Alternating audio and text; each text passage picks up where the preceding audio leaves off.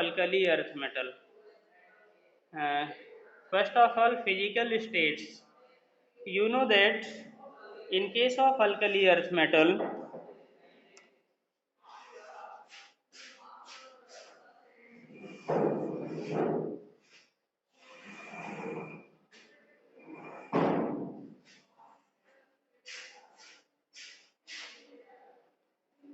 its general electronic configuration is Ns2.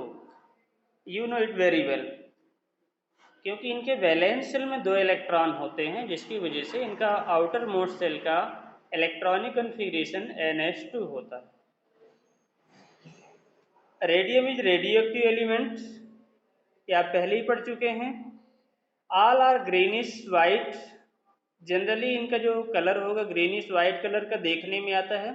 These metal are harder than alkali metals. Yes, ये important point समझ में आ रहा है. These metals are harder than other alkali metals. जो alkali metals हैं उनसे अल्कली अर्थ मेटल थोड़ा सा ज़्यादा हार्ड होते हैं. रीजन है there are 2 electron in the valence shell. 2 electron bonding में पार्टिसिपेट करेंगे, बॉन्ड स्ट्रेंथ ग्रेटर होगी, और बॉन्ड स्ट्रेंथ ग्रेटर होने से ये थोड़ा सा हार्ड हो जाते हैं. These are diamagnetic and colorless in form of ions or in metal state. नहीं, मेटल स्टेट और वो दोनों के केस में अच्छा सेम प्रॉपर्टी है, ध्यान रखिएगा. Diamagnetic in nature, colourless compound in ions form as well as metallic form. दोनों के केस में डायमैग्नेटिक है और कलरलेस है. प्रीवियस पार्ट में हमने डिस्कस किया था कि किसी में अनपेयर्ड इलेक्ट्रॉन है, क्या होना चाहिए? Unpaired electron. यदि अनपेयर्ड इलेक्ट्रॉन है इट मीन्स वो पैरामैग्नेटिक और कलर्ड कंपाउंड फॉर्म करता है. यहाँ के केस में ये डायमैग्नेटिक और कलरलेस है. इसका मतलब है कि total electron in this will be paired. और very simply you know that its electronic configuration is Ns2. मतलब S में 2 इलेक्ट्रॉन होते हैं, और 2 इलेक्ट्रॉन होने का मतलब है कि वो पेयर्ड फॉर्म में होंगे. और जब वो पेयर्ड फॉर्म में होंगे, ये दोनों इलेक्ट्रॉन इनके पेयर्ड फॉर्म में होंगे, पेयर होंगे, तो ऐसे केस में वो डायमैग्नेटिक हो जाएगा और कलरलेस कंपाउंड का फॉर्मेशन करेगा.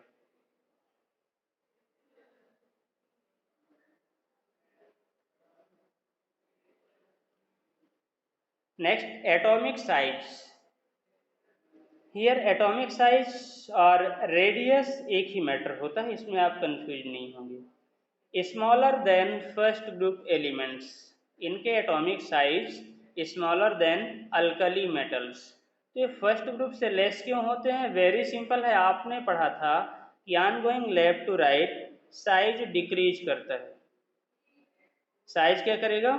डिक्रीज करेगा. और यदि साइज डिक्रीज करेगा तो ऐसे केस में फर्स्ट ग्रुप के कंपैरिजन में सेकेंड ग्रुप का साइज स्मॉलर हो जाता है. तो ये वेरी सिंपली इनका जो साइज है वो स्मॉलर है. उसके पीछे जो रीजन होता है वो ये है कि एक्स्ट्रा न्यूक्लियस चार्ज. भैया आप इनमें देखेंगे सेकेंड ग्रुप एलिमेंट्स में there are 2 electron in the valence shell. तो यहाँ मैग्नीशियम जो है डबल प्लस में कन्वर्ट होता है, कैल्शियम डबल प्लस में कन्वर्ट हो रहा है. तो ऐसे केस में न्यूक्लियस का जो चार्ज होगा, इफेक्टिव न्यूक्लियर चार्ज, वो ग्रेटर कहलाएगा. और जब ये ग्रेटर अट्रैक्शन फोर्स होगा तो साइज डिक्रीज करेगा. साइज डिक्रीज करेगा तो वही तो अपन एक्सप्लेन करना चाहते थे. Size increases gradually from beryllium to barium. मतलब on going top to bottom size increase करता है. और इसके पीछे जो रीजन है, increasing in the number of shell. Number of shell increase करते हैं, जिसकी वजह से साइज इंक्रीज करता है on going top to bottom. Top to bottom में साइज इंक्रीज कर रहा है, उसके पीछे रीजन है कि नंबर ऑफ सेल इंक्रीज करते हैं. बट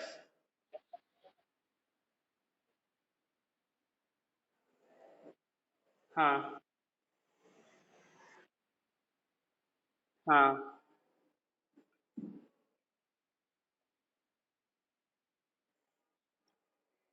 अकॉर्डिंग टू यू,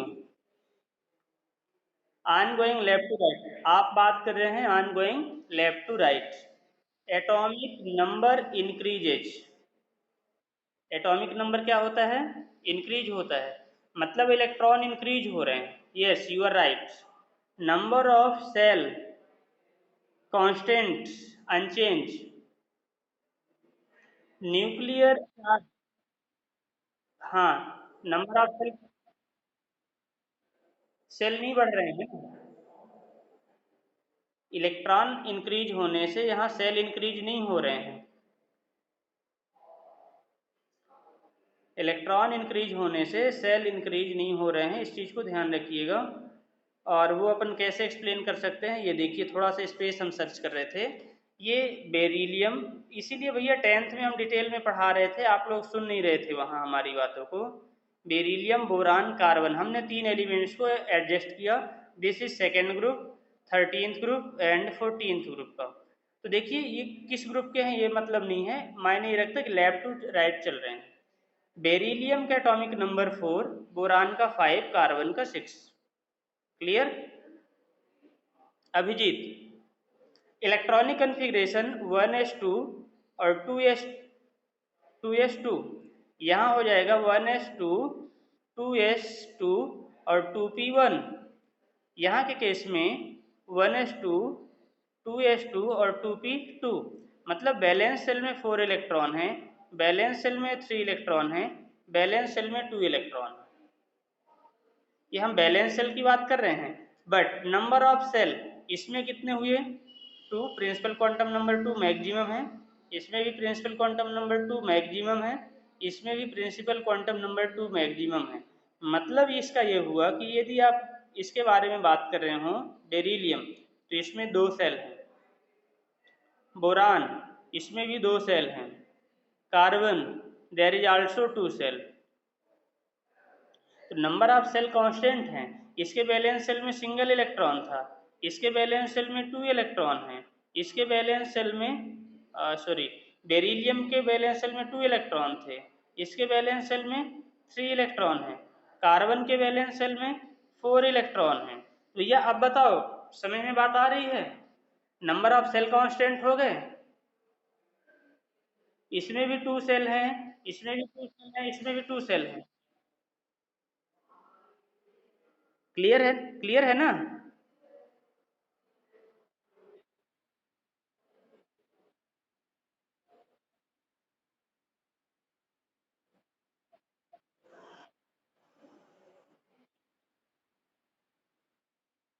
आप सबके केस में कंटिन्यूटी यही है, आप ध्यान रखिए, कितना भी ज़्यादा हो कितना भी कम हो, हम जो कह रहे हैं उन पॉइंट को माइंड करो।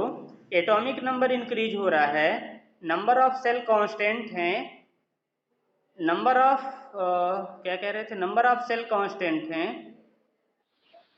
हाँ हाँ,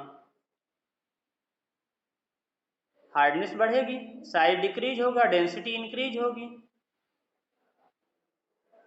तो लेफ्ट टू राइट चलने पर एटॉमिक नंबर इंक्रीज हो रहा है, नंबर ऑफ सेल कांस्टेंट हैं, और अपन उसकी साइज की बात, न्यूक्लियर चार्ज यहाँ लिखा था, न्यूक्लियर चार्ज इंक्रीज कर रहा है, और न्यूक्लियर चार्ज इंक्रीज होने के साथ साथ साइज उसका ये डिक्रीज कर रहा है, और ये सारी चीज़ें इंक्रीज डिक्रीज होने से जो डेंसिटी है वो इंक्रीज करेगी, डेंसिटी इंक्रीजिंग ऑर्डर में होगी, उसका जो क्या कहना चाहिए, न्यूक्लियस का अट्रैक्शन फोर्स इंक्रीज हो रहा है, जिससे सारे फैक्टर्स इफेक्टेड हैं, और यही चीज़ें हमने यहाँ मेंशन किया है।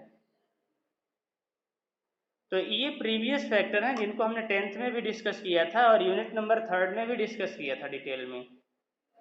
ध्यान रखिएगा, एटॉमिक नंबर इंक्रीज होगा जिससे nucleus number of shell constant हैं, न्यूक्लियर चार्ज इंक्रीज हो रहा है, मतलब न्यूक्लियस का attraction force on the valence shell, जो भी अपन देख रहे थे ना यहाँ जितने भी सेल ड्रॉ की उसमें, ये देखिए ये जो अपने सेल ड्रॉ किया है, तो इसमें जो न्यूक्लियस का अट्रैक्शन फोर्स हो गए वैलेंस सेल के लिए, ये इंक्रीज कर रहा है। क्यों इंक्रीज कर रहा है? क्योंकि नंबर ऑफ इलेक्ट्रॉन इंक्रीज कर रहे हैं वैलेंस सेल में। दूसरा, न्यूक्लियस में प्रोटॉन के नंबर इंक्रीज कर रहे हैं, तो जब प्रोटॉन के नंबर इंक्रीज करेंगे न्यूक्लियस में, तो attraction force toward the valence cell increase होगा। और इसमें न्यूक्लियस दो साइड अट्रैक्शन कर रहा है, अपना दिमाग चलाइए थोड़ा, इसमें 3 साइड अट्रैक्शन फोर्स है न्यूक्लियस का, इसमें 4 साइड अट्रैक्शन फोर्स है। तो जितना ज़्यादा अट्रैक्शन फोर्स न्यूक्लियस का होगा उतना ज़्यादा साइज डिक्रीज होता जाएगा, डेंसिटी इंक्रीज होगी और उसके फैक्टर्स अफेक्टेड होंगे इसके अकॉर्डिंग, साइज के अकॉर्डिंग।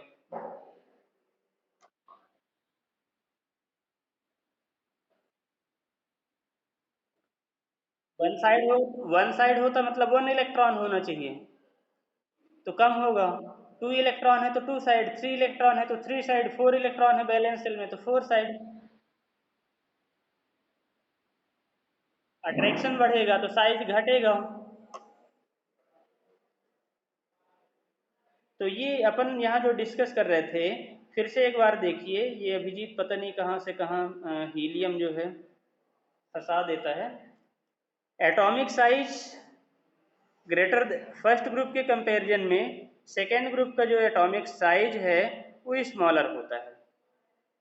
उसके पीछे रीजन है न्यूक्लियर चार्ज इंक्रीज होता है, मतलब न्यूक्लियस का अट्रैक्शन फोर्स इंक्रीज होता है।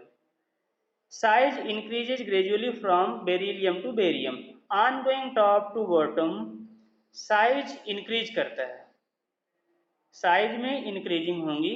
रीजन है नंबर ऑफ सेल इंक्रीज करते हैं, नंबर ऑफ सेल इंक्रीज होंगे तो साइज उसका इंक्रीज होता जाएगा। In S block elements beryllium is the smallest, ये एक ऑब्जेक्टिव क्वेश्चन बन गया। In S block elements beryllium is the smallest. देखिए धीरे धीरे आप समझने की कोशिश करिए, on going top to bottom size increase कर रहा है, ये हमने फर्स्ट ग्रुप के लिए डिस्कस किया, ये सेकेंड ग्रुप मान लेते हैं। तो सेकेंड ग्रुप का जो सबसे ग्रेटर साइज होगा वो इसका होगा, सॉरी फर्स्ट ग्रुप का सेकेंड ग्रुप में इसका सबसे जो बिलो में होगा उसका साइज सबसे ग्रेटर होगा। अब ये भी अपन को पता है कि इनका साइज, फर्स्ट ग्रुप का साइज सेकेंड ग्रुप से ग्रेटर है, तो सबसे ग्रेटर साइज ये हुआ, सबसे स्मॉलर साइज ये हो जाएगा, जो भी एलिमेंट्स यहाँ होगा। तो यहाँ बेरिलियम होता है सबसे टॉप में सेकेंड ग्रुप में, इसलिए बेरिलियम स्मॉलेस्ट साइज का होता है एस ब्लॉक में। पूरे पेरियोडिक टेबल में ये सबसे ग्रेटर होता है, कल भी डिस्कस किए थे। तो ये फैक्टर्स हैं इनको इफेक्ट करने वाले। नेक्स्ट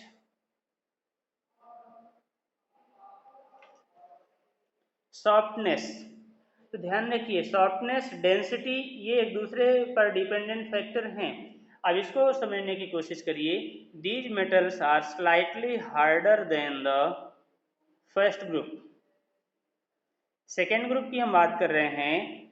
फर्स्ट सेकेंड ग्रुप में क्या हुआ, साइज थोड़ा सा कम हो गया तो डेंसिटी थोड़ा सा इंक्रीज हो गई, तो हार्डनेस थोड़ा सा इंक्रीज होगी, यही तो हम कह रहे हैं।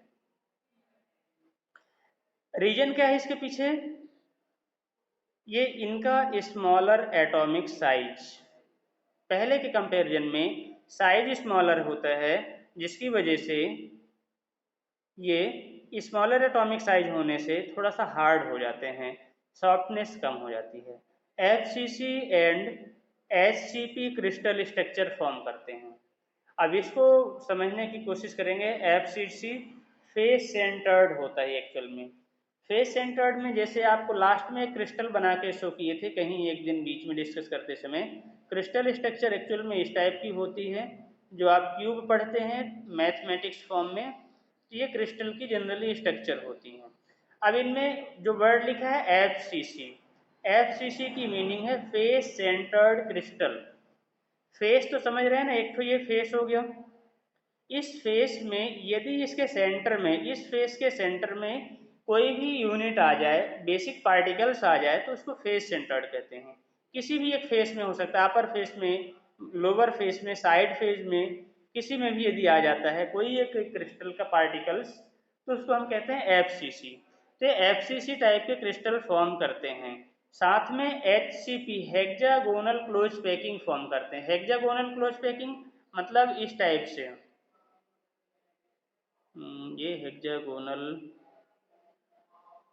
ये हेक्सागोनल क्लोज पैकिंग स्ट्रक्चर होती है। अब इसी टाइप की दूसरी रिंग बना के इसके ऊपर सेट कर दें, फिर तीसरी इसी के ऊपर सेट कर दें, मतलब 3D स्ट्रक्चर बन जाए। अभी ये 2D स्ट्रक्चर में है, तो वो जो स्ट्रक्चर बनेगा that is known as hexagonal close packing. तो ये SCP फॉर्म करेंगे या FCC टाइप के क्रिस्टल्स फॉर्म करेंगे यदि क्रिस्टल बनाएंगे। Packing efficiency 74%। पैकिंग एफिशिएंसी की मीनिंग क्या हुई भैया कि इनके जो पार्टिकल्स हैं टोटल वॉल्यूम जो कवर कर रहे हैं उस वॉल्यूम के कंपैरिजन में 74% पैक्ड होता है, रिमेनिंग 26% वो वैकेंट स्पेस होता है। अब सीधी सी बात है कि जब दो एटम आपस में कंबाइन होंगे, ये जैसे हमने दो एटम को कंबाइन करने की कोशिश की, 4 एटम को कंबाइन करने की कोशिश की, तो ये जो बीच का स्पेस आ रहा है ये वैकेंट स्पेस हो गया। तो बाकी ये एटम तो क्लोज पैकिंग बनाने की कोशिश कर रहे हैं, बट बीच में फिर भी ये वैकेंट स्पेस आ रहा है, यहाँ वैकेंट स्पेस हो सकता है, ये वैकेंट स्पेस हो सकता है। तो इसके जब अपन चेक करते हैं सारी चीज़ें, देन हमको मिलता है कि इनकी जो क्लोज पैकिंग है वो 74% की है, बाकी 26% जो रिमेनिंग पार्ट होता है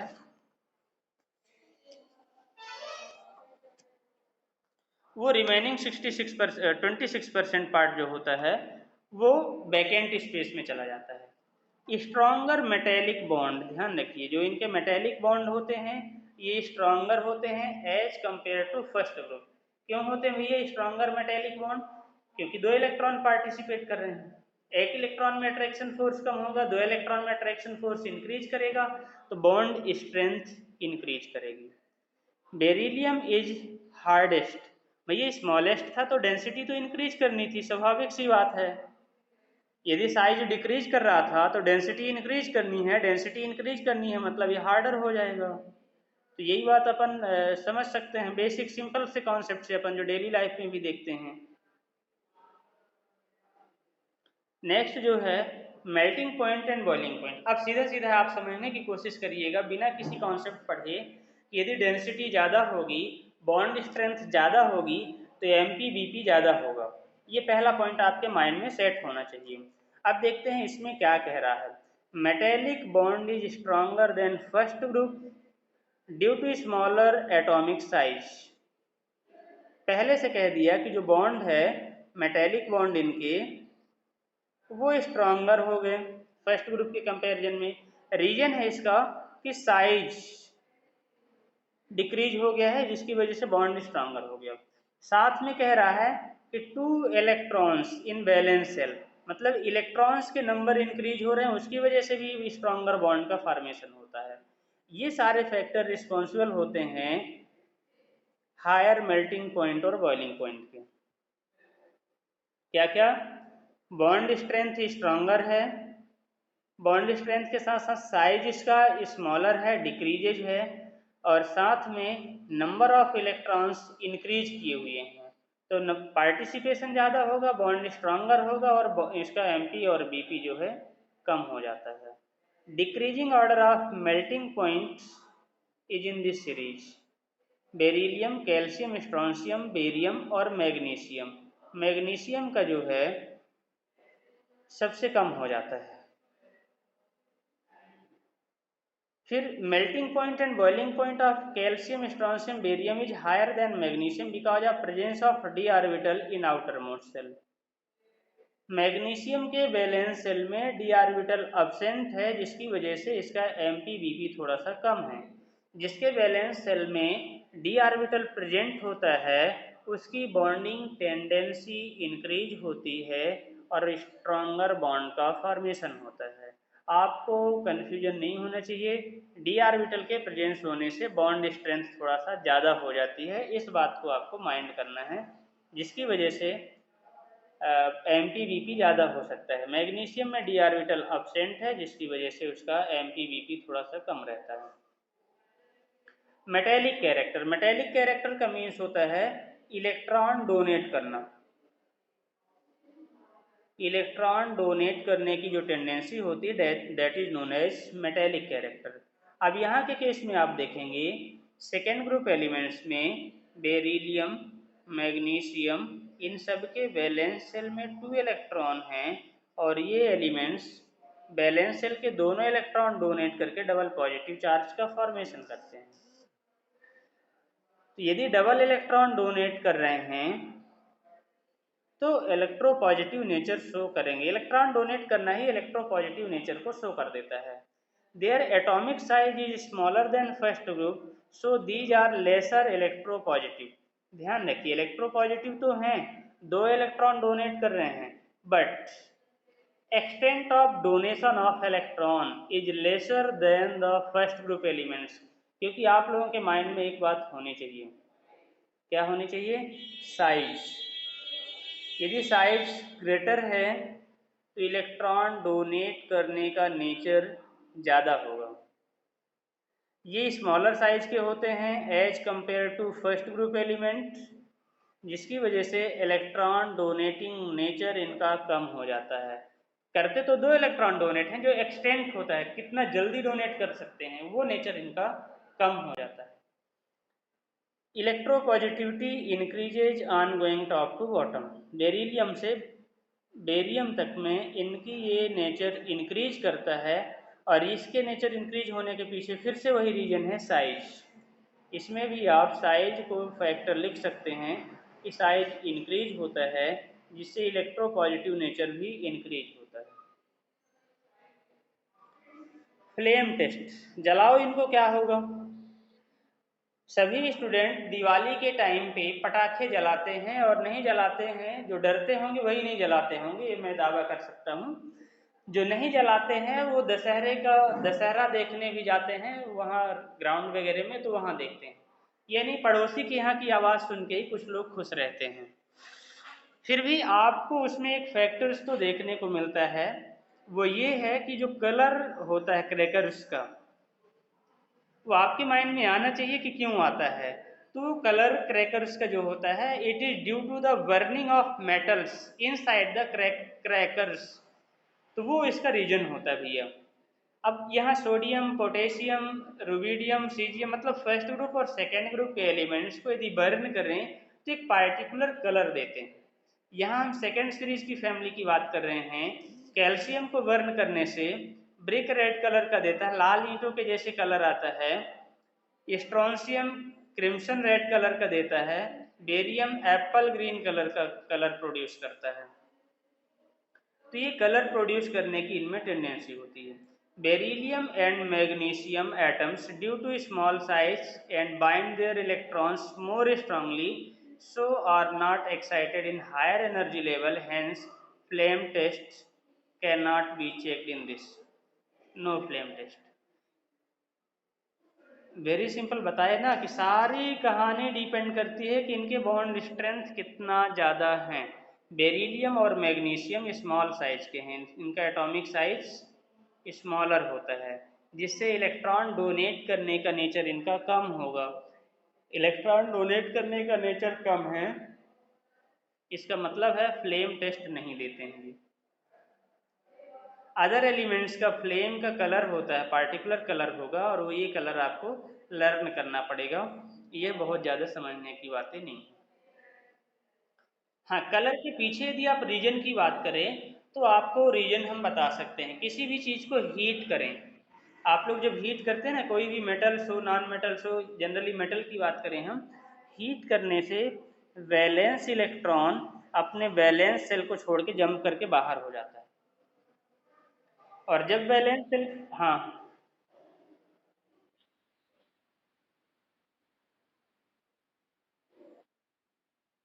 यस, अलग अलग मेटल फिल करते हैं। वो इस टाइप से कॉम्बिनेशन बनाते हैं कि एक अलग पैकेट, दूसरा पैकेट, उसके अंदर छोटे छोटे बंच बना के उनके, भले उसको कोई पेपर वगैरह रैप ना करें, या रैप करते भी हो उसकी आइडिया मैं नहीं कह सकता, अलग अलग उनका ग्रुप रखते हैं। तो जिसमें आग लगेगी तो उस कलर का वो जाके आग बाहर जा कर के कलर देता है। कई बार एक बार ही उसका जो विस्फोट होता है उसमें डिफरेंट कलर आते हैं, मतलब उसमें मिक्स्ड हैं सारे वो मेटल्स कहीं ना कहीं। तो अपन बात कर रहे थे फ्लेम टेस्ट की, कलर आने की। तो कलर में ध्यान रखिएगा, किसी भी मेटल को हीट करते हैं, जब आप हीट करने से ये मेटल सरफेस है, इसमें आपने लाइट पास किया या इसको एनर्जी दी है तो ये हीटेड होगा। इसका जो यहाँ का इलेक्ट्रॉन होगा जंप करके बाहर भाग जाता है। जैसे यदि अभिजीत के जेब में 2000 रुपये हो तो फिर जाके जबलपुर में समोसा खाने पहुंच जाएगा।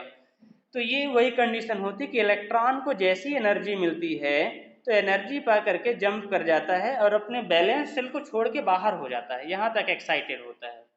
और जैसे ही वो बैलेंस सेल से बाहर जाएगा तो बहुत कम समय में उसका एनर्जी लॉस होगा। भाई जबलपुर जाने में खर्च तो लगेगा, तो जैसे ही एनर्जी लॉस होता तो फिर से रिटर्न आता है। तो वो जब एनर्जी को एब्जॉर्ब कर रहा था, तो जिस कलर की एनर्जी को एब्जॉर्ब करेगा विजुअल रीजन में, उसका कॉम्प्लीमेंट कलर वो रिलीज करता है। और जब वो कलर रिलीज करता है तो उस कलर का पार्टिकुलर दिखता भी है। तो during the releasing of emitting of energy in the form of light वो कलर दिखता है।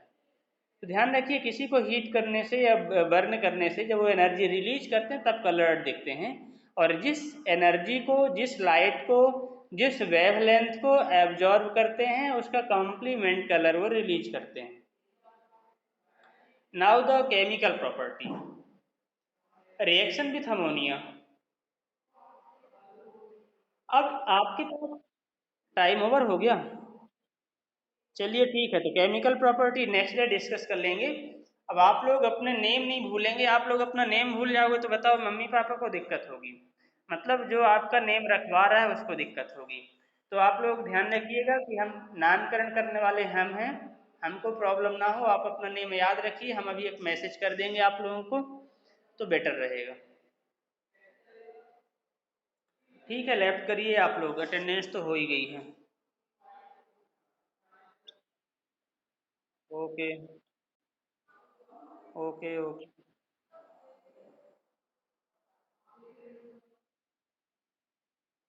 ओके, फास्फोरस, थोड़ा सा पानी आने से दूर रहना। यस।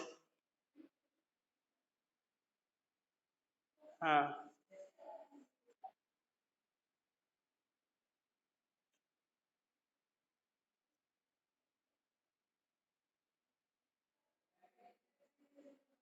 सब सारी चीज़ें अलग अलग होती हैं।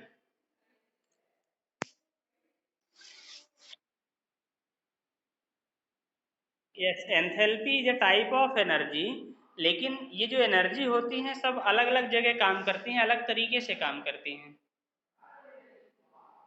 जैसे आयोनाइजेशन एंथैल्पी, मतलब इलेक्ट्रॉन को आप बाहर निकालना चाहते हैं उस टाइम की एनर्जी होती है। हाइड्रेशन एंथैल्पी, किसी चीज़ को वाटर में मिक्स कर रहे हैं तो वो जितनी एनर्जी रिलीज करता है वो एनर्जी होती है। इलेक्ट्रॉन गेन एंथैल्पी, किसी मॉलिक्यूल्स में, किसी एटॉम में इलेक्ट्रॉन जबरदस्ती हम इंट्रोड्यूस करवा रहे हैं तो जो एनर्जी रिलीज करता है वो एनर्जी होती है। तो वो अलग अलग कंडीशन की एनर्जी होती हैं, सब एनर्जी ही। इसको इलेक्ट्रॉन एफिनिटी टेंडेंसी होती है, एनर्जी नहीं है। इलेक्ट्रॉन को, जो उनके वैलेंस सेल में प्रेजेंट इलेक्ट्रॉन हैं, उनको बॉन्ड मतलब अपने तरफ अट्रैक्ट करने की पावर, बांध के रखने की पावर, वो एफिनिटी होती है। जी। ओके।